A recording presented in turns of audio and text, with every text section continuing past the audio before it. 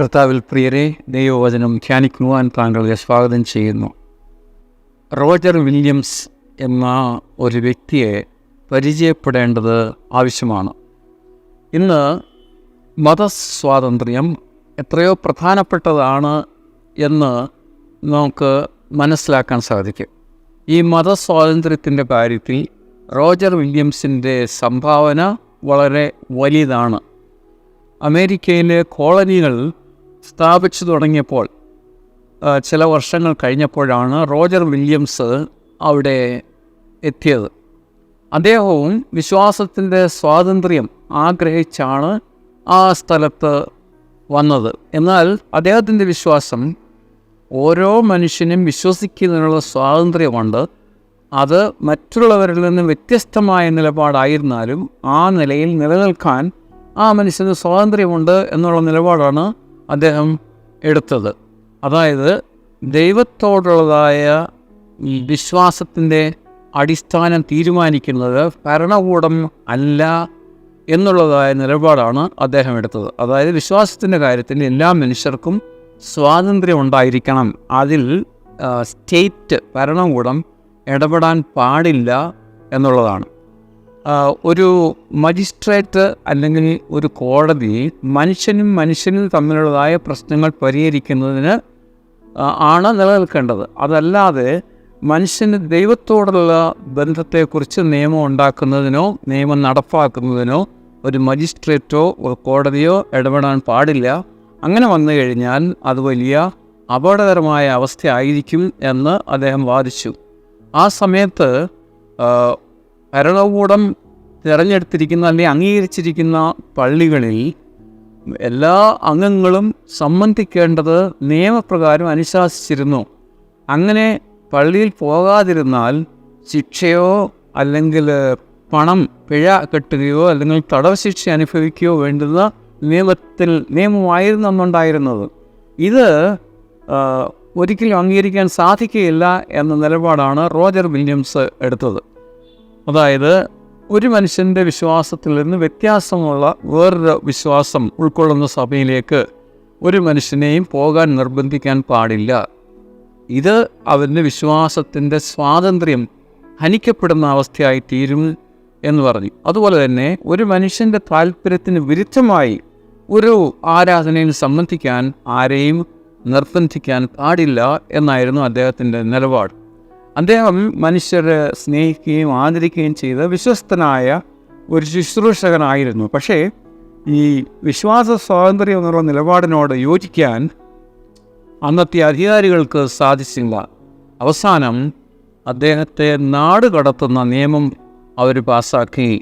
അപ്പോൾ അവിടെ നിന്നാൽ അദ്ദേഹത്തെ അറസ്റ്റ് ചെയ്യുമെന്നുള്ള അവസ്ഥ വന്നതുകൊണ്ട് ആ നാട് അദ്ദേഹം കോളനി വിട്ടുപോകേണ്ടി വന്നു. 14 ആഴ്ചകളിൽ ബ്രെഡ് എവിടെയാണ് എന്നറിയാതെ അദ്ദേഹം അലഞ്ഞു തിരിഞ്ഞ് നടക്കേണ്ടി വന്നു. പലപ്പോഴും മരുഭൂമിയിലെ കാക്കകളാണ് അദ്ദേഹത്തിന് ആഹാരം കൊടുത്തത് എന്ന് രേഖപ്പെടുത്തിയിരിക്കുന്നു. അതിനുശേഷം ഒരു റെഡ് ഇന്ത്യൻ സമൂഹത്തോട് ചേർന്ന് അദ്ദേഹം പ്രവർത്തിച്ചു. സുവിശേഷം അവർക്ക് വെളിപ്പെടുത്തി കൊടുത്തത് അവർ സ്വാഗതം ചെയ്തു. കുറച്ച് കാലം കൂടെ മുമ്പോട്ട് പോയപ്പോൾ സ്വാതന്ത്ര്യം നിലനിർത്തുന്ന ഒരു രാജ്യം അദ്ദേഹം സ്ഥാപിച്ചു, ഒരു ചെറിയ രാജ്യം. ആ രാജ്യത്തിൻ്റെ പേര് റോഡ് ഐലൻഡ് എന്നായിരുന്നു. ഈ റോഡ് ഐലൻഡ് വിശ്വാസ സ്വാതന്ത്ര്യം ഉൾക്കൊള്ളുന്ന ഒരു രാജ്യമാണ് എന്ന് മനസ്സിലാക്കി ധാരാളം ആളുകൾ അവിടേക്ക് വന്ന് താമസത്തിന് ഇടയായി. അതുമാത്രമല്ല, അത് വളരെ പ്രധാനപ്പെട്ട ഒരു തത്വവുമായി അമേരിക്കൻ ഭരണഘടന അംഗീകരിക്കുന്നതിന് ഇത് കാരണമായി തീർന്നു. ഒരു പദവി വഹിക്കുന്നതിന്, ഗവൺമെൻറ്റിൻ്റെ എന്തെങ്കിലും ഒരു പദവി വഹിക്കുന്നതിന് ഒരു വിശ്വാസ സംബന്ധമായ പരീക്ഷ ആവശ്യമില്ല. ഏത് മതത്തിലാണ് വിശ്വസിക്കുന്നത് അല്ലെങ്കിൽ വിശ്വാസമുണ്ടോ ഇല്ലയോ എന്നുള്ള പരീക്ഷ ഒരിക്കലും ഉണ്ടായിരിക്കില്ല എന്നുള്ളതായ അടിസ്ഥാന തത്വം അമേരിക്കൻ ഗവൺമെൻറ് അംഗീകരിക്കാനിടയായി. അതിനുള്ളതായ പ്രേരണ നൽകിയത് റോജർ വില്യംസിൻ്റെ ആശയമായിരുന്നു. ഏതെങ്കിലും ഒരു മതത്തെ അതിനെ പ്രചരിപ്പിക്കുന്നതിന് അല്ലെങ്കിൽ നിലനിൽക്കുന്നതിന് പരിപോഷിപ്പിക്കുന്നതിന് ഗവൺമെൻറ് ഇടപെടുന്നില്ല. അതുപോലെ തന്നെ ഏതെങ്കിലും ഒരു മതത്തെ ഇല്ലായ്മ ചെയ്യുന്നതിനും ഗവൺമെൻറ് ഇടപെടുന്നില്ല. ഇതാണ് മതസ്വാതന്ത്ര്യത്തിൻ്റെ അടിസ്ഥാനം എന്ന് പറയുന്നത്. ഓരോ മനുഷ്യനും അവനിഷ്ടമുള്ളതുപോലെ വിശ്വസിക്കാനുള്ളതായ സ്വാതന്ത്ര്യം, ആ കാര്യത്തിൽ സർക്കാർ ഇടപെടാൻ പാടില്ല എന്നുള്ളതായ നിലപാട്. ഈ നിലപാടിൻ്റെ അടിസ്ഥാനത്തിൽ വിശ്വാസ സ്വാതന്ത്ര്യം ആഗ്രഹിച്ച അനേക ആളുകൾ വടക്കേ അമേരിക്കയിലേക്ക് കുടിയേറിപ്പാർക്കുകയും പുതിയ പുതിയ കോളനികൾ ഡെവലപ്പ് ചെയ്യുകയും ചെയ്തു. ഇങ്ങനെ അമേരിക്ക ഒരു വലിയ സ്വതന്ത്ര രാഷ്ട്രമായി ലോകത്തൊരു മാതൃകയായി തീർന്നു. അപ്പോൾ ആ മതസ്വാതന്ത്ര്യത്തിൻ്റെ അടിസ്ഥാനത്തിന് പ്രേരണ നൽകിയായ വ്യക്തി ആണ് റോജർ വില്യംസ്. അദ്ദേഹത്തെക്കുറിച്ച് ഗ്രേറ്റ് കോൺട്രവേഴ്സി എന്ന പുസ്തകത്തിൽ വിവരിച്ചിരിക്കുന്നു.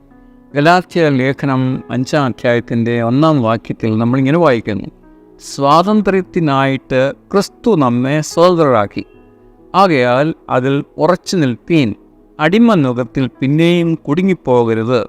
ദൈവം അനുഗ്രഹിക്കട്ടെ. നമുക്ക് പ്രാർത്ഥിക്കാം. പരിശുദ്ധ പിതാവേ, ദൈവം ഞങ്ങൾക്ക് നൽകിയിരിക്കുന്ന സ്വാതന്ത്ര്യം എത്രയോ വിലപ്പെട്ടതാണ് എന്ന് തിരിച്ചറിയുന്ന ഞങ്ങൾക്ക് സഹായിക്കണമേ. ഇന്ന് ലോകത്തിൽ അനേക രാജ്യങ്ങളിൽ മതസ്വാതന്ത്ര്യമില്ലാതെ മനുഷ്യർ പീഡിപ്പിക്കപ്പെടുന്നു. കർത്താവേ, ഞങ്ങൾക്ക് ഇന്ന് ആരാധനയ്ക്ക് നൽകിയിരിക്കുന്ന സ്വാതന്ത്ര്യത്തിന് വേണ്ടി തിരുനാമത്തിന് സ്തോത്രം. ഇതെത്ര നാൾ നിലനിൽക്കുമെന്ന് ഞങ്ങൾ അറിയുന്നില്ല. എങ്കിലും അവിടുന്ന് അനുവദിച്ചിരിക്കുന്ന കാലം ഞങ്ങൾ സ്വതന്ത്രമായി ദൈവത്തെ ആരാധിക്കുവാൻ അടിയങ്ങൾക്ക് സഹായിക്കണമേ. ലോകാവസാനത്തിനും കർത്താവിൻ്റെ വരവിന് വേണ്ടി ഒരുങ്ങുവാൻ അടിയങ്ങളെ വഴി നടത്തണമേ. യേശുവിൻ നാമത്തിൽ നമ്മൾ അപേക്ഷിക്കുന്നു. ആമേൻ.